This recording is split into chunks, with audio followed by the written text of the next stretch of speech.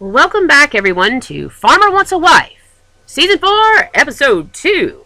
And we are not in Kansas anymore. Oh, wait, yes we are. Actually, we're in Indiana. So, at the end of Season 4, Episode 1, Hulu dating reality series, I don't know if you've watched a lot, they always have this caveat. And that's like the new thing in dating shows. Like, they have to have, like, a surprise at the end of every episode, like a curveball for these farmers.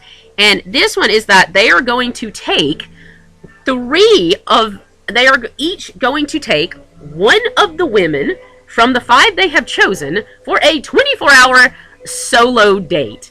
And I love Kimberly Williams-Paisley because she always says it with a little smirk on her face, knowing the hornet's nest she has just kicked. So, we have...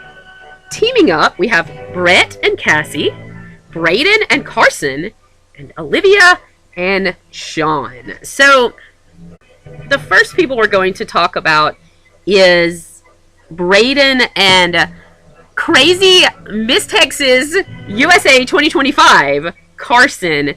So, they drive out to Illinois to Braden's farm. And one thing about this show is it's very legacy focused. Like, every time the farmers first take the women out to their farm, there's lots of pictures of their ancestors hanging up and so forth. And there's always this attitude of like, I have to preserve the family farm. I have to preserve the family name. I have to make my ancestors proud. And it's never like, I just want to provide a happy life for this woman I love. It's never that. It's just like legacy, family name. So, Braden takes Carson to the rodeo. And he says, this is the first time I have ever taken a girl to the rodeo. And I just think of that meme from Rick and Morty. And I'm like, we know. So, you can tell that Braden does not want to be at the rodeo. He looks miserable. I get this vibe about Braden that he's kind of this low-key, reserved guy that likes quiet activities. I feel like he would have been happier like with a date at the coffee shop or the bookstore. But instead, he has to smell cow shit and listen to screaming people while he's on his date. I'm with you there, Braden. I also don't want to be in places with lots of shouting people. But that's not to say that Braden does not enjoy drama. I have my theories about this guy, and we'll get to it in a minute.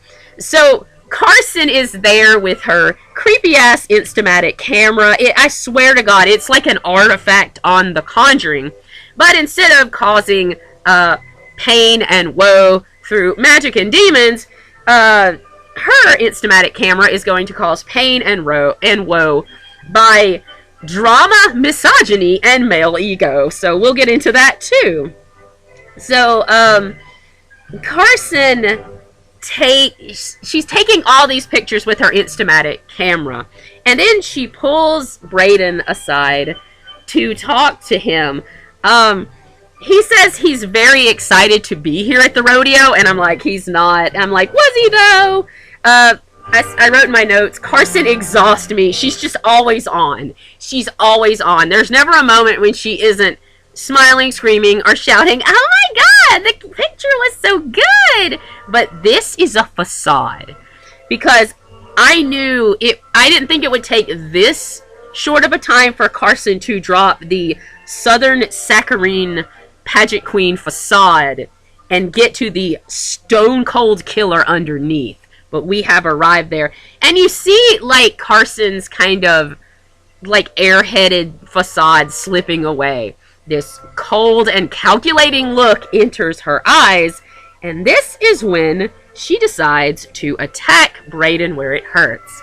And she's like, Braden, you keep talking about loyalty and finding the right one. Then why on earth did you bring Lauren into the gang? And I'm like, Carson, I could ask the same question, girl. So, Braden's answer is terrible.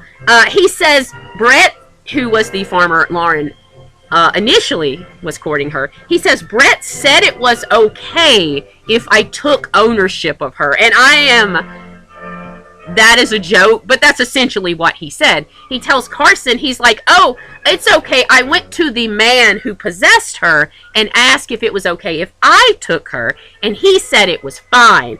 And this is so much like, it's such toxic masculinity where the man thinks he's right about the thing. He just knows he is because he has been given higher logic by God than these lowly, stupid women, and he will make the decisions. And Brayden, like, deadass thinks this is a good decision without checking in with the women, without checking in with Lauren, and he just does this.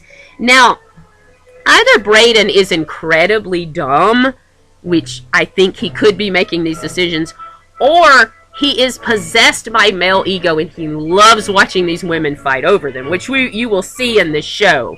The men really enjoy that. And I wouldn't put anything past the toxic male ego as far as doing shit.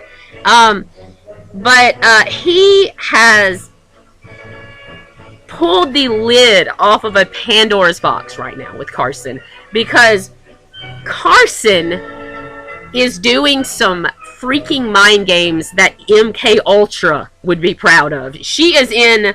I didn't think we would arrive here in the show so early where we're doing, like, MK Ultra mind experiments, but here we are. So, Carson says to him, you answered that question very well. She doesn't say, like, I'm satisfied with the answer, or okay, or I get it. No, she says, you answered it very well. Now, anyone who underestimates pageant people is an idiot, okay? If you've ever moved in pageant queen circles, they can play for keeps, okay? Brayden, for someone who keeps saying, like, I'm here to date for marriage, I'm here seriously to find the one, he's really playing games. Carson is not here to play games. So, he says, and this is what I call the episode of red flags, which we'll get to in a bit. Every farmer in this episode is asked by the woman he's on a solo date with, like, what was your last relationship and why did it end? A very good question for someone you just met, because you want to know what the hell they've been up to, because you don't want to find yourself in a bad situation. And the farmers never answer directly. For example, with Brayden, he always says, oh, she didn't want the life, this life. She didn't want the life I had. And what that translates as, I refuse to compromise. And that is a trope you will see over and over again in this show. Like, these women have careers. They have families. They have hobbies. They have their own lives and identities. When they get together with the farmer never budges. And I get it. This is a show called Farmer Wants a Wife. And the women should know that when they're coming into this. But you know what? The farmers should too remember. This is a show called Farmer Wants a Wife, not Farmer Wants an Indentured Servant. And in every season, the farmers are asking these women to leave everything behind for them, but they will never compromise for them. And that is a pretty big red flag for me. As Carson and Brayden leave the deserted rodeo arena, the horses are going and shaking their head. I'm like, even the horses are done with y'all's bullshit. So, if that wasn't disturbing enough, let's move on to Olivia and Sean, which I think is the most upsetting of the solo dates. So, Sean is the youngest of the farmers. He is 22 years old. And he just wants a girl who loves him for him, even though he lives on his parents' estate and all of his wealth ultimately came from nepotism. So, Sean takes Olivia out on a zip-lining adventure. And I'm not talking about like a little play zip line where you're like 9 or 10 feet off the ground. I'm talking about going over a damn Californian valley, like as high as a bird would be. And I'm like, why wouldn't you give her a heads up about that? It could be a surprise. He wants to surprise her, but say like, hey, we're going on this adventure. It involves great heights. You might not be comfortable with that. Again, it's the men never checking in with the women. That is such a red flag to me. I'm like, Olivia, girl, if he did this to you on your first date, taking you on an adventure where you don't exactly feel comfortable and safe, he never asked you, he never checked in and said, is this okay? And you can tell she's not really having a good time. Like, imagine if she had a phobia of heights. And he got there and he's like, well, this isn't the girl for me because she can't do this with me. Like, he's so selfish. I mean, that's... So, they get back from their totally uncomfortable ziplining date. And they sit down. And Olivia says, I haven't seen any red flags yet with you, Sean. And I'm like, I have. There's more red flags with Sean than the Chinese army in Mulan. There's more red flags with Sean than the castle in Sleeping Beauty. There's more waving giant flags with Sean than all 3 of Pixar's Cars movie. I saw some red flags, girl. And again, Sean is telling Olivia what he wants in a woman, and he says he wants a, quote, good girl, and I said, ew. And then he says it's hard to find a, quote, faith-based girl these days.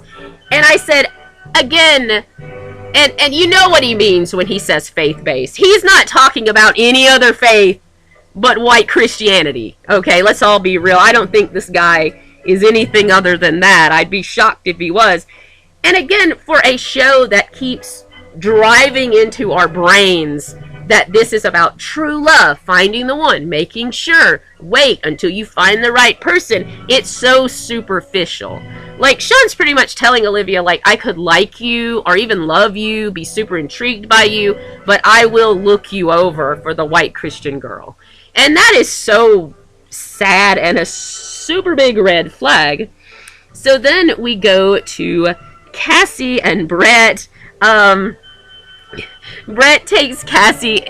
Brett is the least problematic farmer in this episode. He takes Cassie into his little farm bungalow, and it's just pictures of black and white pictures, wall to wall, of his dead ancestors. It's like the John Mulaney stand-up, the one thing you can't replace. They're everywhere. And every time he's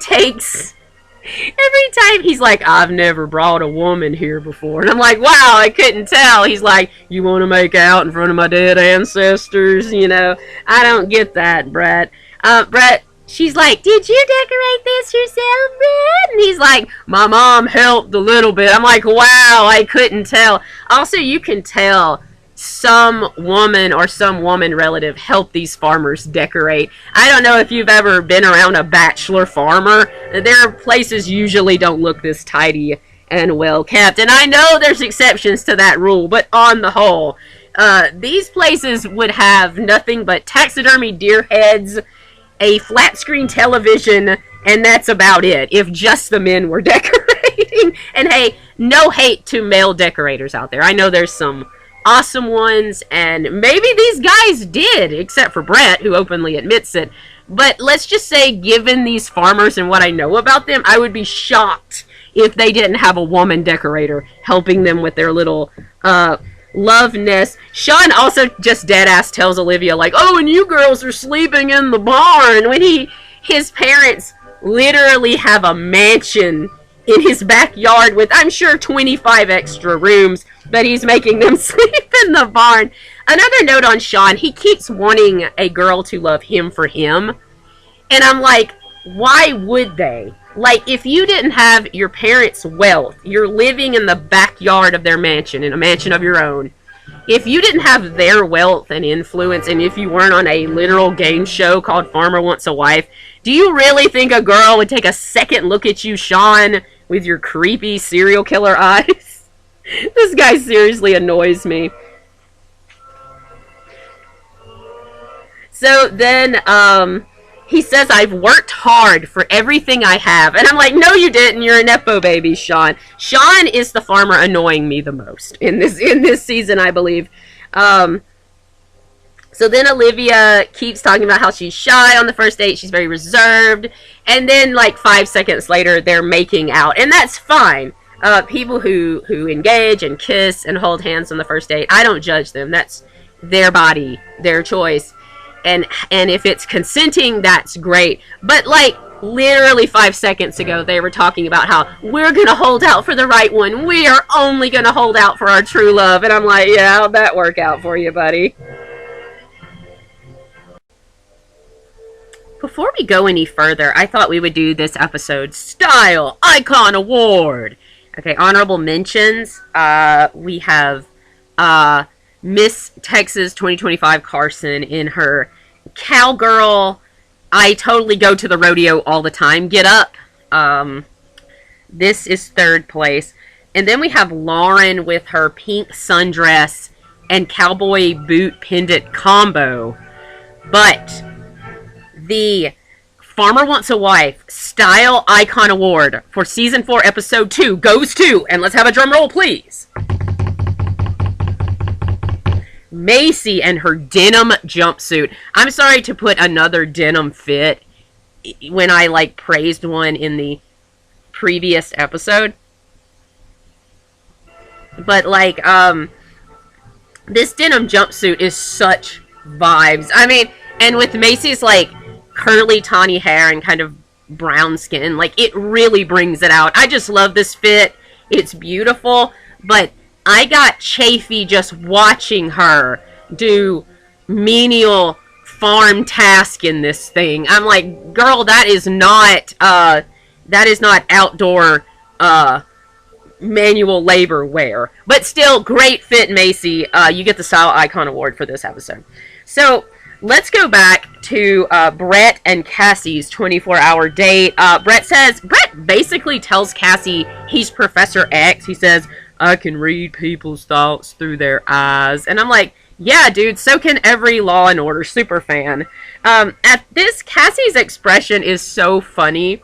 Like, she's like, oh shit, he can read my thoughts? And it's like, okay, is she planning something underhanded? Or is she just having super, like, spicy thoughts about fan fiction she wants to write? I mean, whichever. So then she says, I'm having a great time here, Brett. And he says, I am too. And then he stares into space for 10 minutes. And then they come on their date on horseback. And the horses are, like, whinnying and pawing at the dirt. And Cassie's like, look, they like it too. And I'm like, no, they are sick and tired of hearing you people and your amazing chemistry. So then the next day, the other women arrive on the farm. So now the other 4 gals are pulling up in their very creepy CIA-looking issued SUVs. There's this girl named Cameron, and she is quickly becoming my favorite character because Cameron does not care about falling in love with a farmer. She doesn't care about finding her one true love. Cameron knows she is on a Hulu reality series called Farmer Wants a Wife, and she's having the time of her damn life. Every time this woman is on screen, I love her. She's driving up to Braden's farm and screaming at the top of her lung, my man, your wives are here. I immediately love this girl. So, they all the other 4 gals each come to their farmer's farm, and already the tension is brewing. The other girls take Olivia aside, asking if she kissed Sean. She says it was, quote, more than a little peck, and I just thought about her and Sean sucking tongues, and I'm like, it's definitely more than a little peck. Macy is straight up judging Olivia for kissing on the first date, and I'm like, Macy, shut up. You know if you were in that position, you would have done the same thing, girl, so just be quiet. Okay, again, I have to point out how all of these farmers have a white dog, which just ties into my red stringboard conspiracy theory that all these crazy people on these Hulu reality series have white dogs. I don't know why. And of course, Cameron just yells out to Braden, your wives are here! And immediately you get, especially in the second episode of every season of Farmer Wants a Wife, you get polyamory vibes. And I have a theory about this. A lot of the viewership of this show are people that would probably consider a show like Seeking Sister Wife or The Secret Lives of Mormon Wives, which actually have polyamory in them, as a bit too spicy, okay? But something like this show, where it's just under the guise of, quote, dating, it's okay for them to watch. But again, as I said in the previous review of this show, it's very much a polyamorous setup from the go. Like, the way the girls are just immediately telling the guy, like, your wives are here, we're going, the way they immediately step in and start doing all the domestic chores, the farmer never cooks for them, which pisses me off because he's the one courting them. Which leads me to another point, and that is the free labor the free manual labor that each farmer gets out of these women, because immediately he puts them to work. And again, I'm like, this is a show called Farmer Wants a Wife, not Farmer Wants an Indentured Servant. And sometimes they're doing things like harvesting crops, like on Sean's farm, actual farm work. But in the case of Brett, he's just getting these girls to rake his leaves and clean up his yard. Like, they're not even doing farm work. He's just seeing how much he can mule them out for. Quinn, I think, I know it's Carson in Sean's group. She says she's harvesting carrots, and she's like, this is okay, but I thought we'd be drinking wine and going on dates. And I wonder how much these women were prepped that they were going to have to do this free manual labor. So, the Macy, in her amazing denim jumpsuit, says that she wants to be a, quote, almond mom. And I'm like, what the hell is an almond mom? And then Sean wants to get to know Allie Beth a little bit more. So he makes her close her eyes, and he runs away and lures her with a duck call. And the look on Allie Beth's face is like, well, this is sweet, I guess, but this duck call hide and seek is a little strange. He might be a sociopath or a serial killer. Allie Beth also refers to herself as Gitsy. I love Allie Beth. She's precious. Her little South Georgia accent, I just want to pinch her cheeks. Okay? So then, you can instantly tell the city girls from the country girls on this show, but not in the way you would think. But you can immediately tell in the way they dress to perform manual tasks. The ones who really, like, they put on, like, the cutoff shorts, like, they want to look appealing, like you would think of, like, a farmer's daughter in, like, a movie, or, like, an ad or art, you know. But the girls who are from the country know to dress comfortably, like in dungarees and t-shirts. Also, like I said with Macy's denim jumpsuit, it's iconic, but I chafed watching her do farm work in it. There's no way in hell, girl. No way in hell I'd wear that. So then, I think the funniest moment in this episode is when Braden gets his 5 gals to do work harvesting the corn.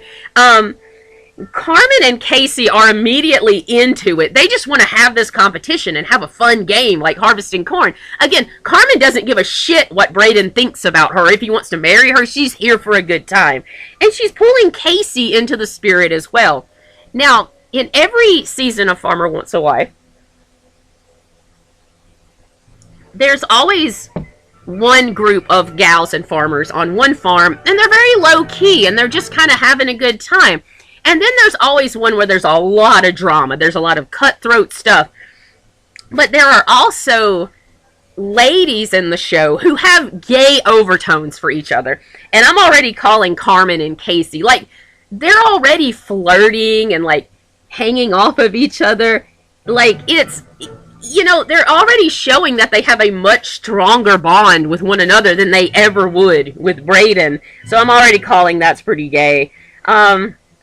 So then, it's time for Braden. So then, Kimberly Williams Paisley sends out these handwritten letters to each farmer, and they come in the mail. And I'm like, why a handwritten letter? Like, I get it, it's farmer, like, you want to go back to the old days, traditional handwritten letters. But I'm like, time is money. That's what the farmers keep saying, like, time, I don't have time. I have to, like, really get down to business. Okay, why wait for a letter in the mail? Kimberly could have sent an email to every single person, or a text. It could be like MILF Manor.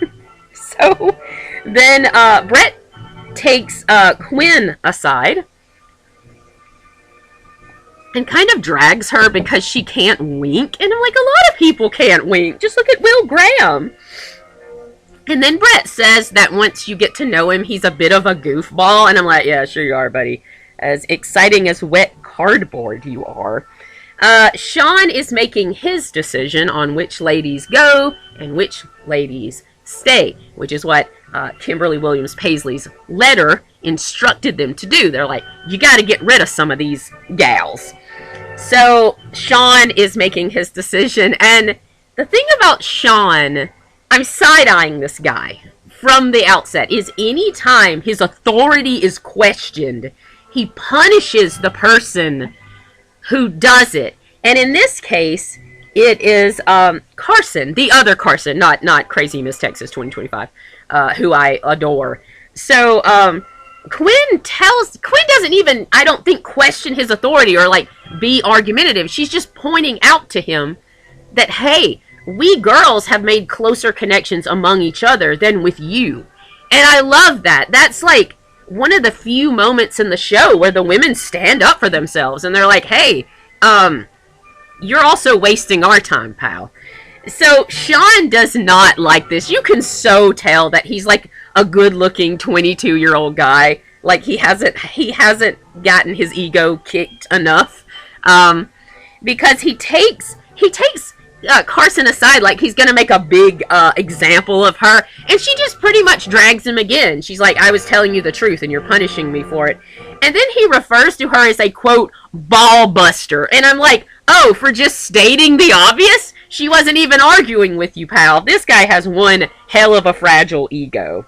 Okay, so then Sean and Braden decide to keep all of their girls. It's so icky, the way they say it, like they're property. And then we cut to Braden making his the final countdown. And Lauren might be on the chopping block, because during the corn harvest game, Lauren refused to harvest corn. She instead stood on a box, looking like a drum major in a marching band, directing all the other girls. So, one thing I want to point... Oh, Lauren also calls herself an observe girly, and I'm like, hey, me too, girl. So then it comes down, you know, rubber meets the road. Braden has to decide. And Carson is sitting there smiling like a Cheshire cat, sipping her wine, while the other girls look horrified for Lauren's fate as Braden takes her outside to talk to her. And you immediately see, like, the mind games Carson is playing on this farmer. Because Carson knows she is safe. But I'm like, are you, Carson? Are you really? So we will learn Lauren's fate and Carson's fate in the next episode of Farmer Wants a Wife, Season 4, Episode 3. Y'all have a good one.